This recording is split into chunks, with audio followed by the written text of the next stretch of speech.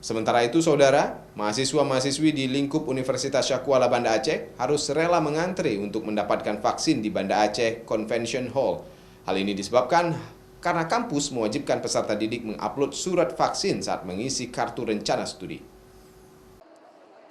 Para mahasiswa-mahasiswi tersebut terlihat mengantri untuk mendapatkan vaksin COVID-19 sebagai salah satu syarat wajib untuk mengambil mata kuliah semester berikutnya. Meski sejumlah mahasiswa merasa syarat itu berat, namun mereka tetap melakukan vaksinasi. Salah satu mahasiswa, Rizky Maulana, meski merasa sedikit berat syarat yang diberikan oleh kampus, namun ia tetap memilih divaksin.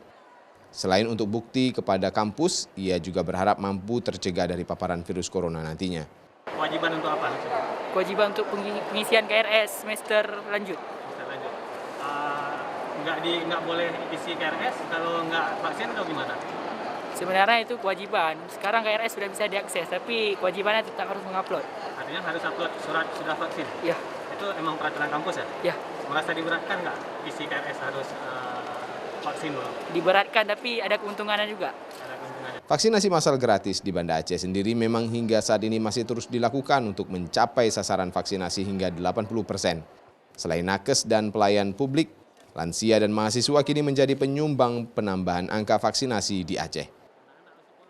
Syahril, Kompas TV, Banda Aceh.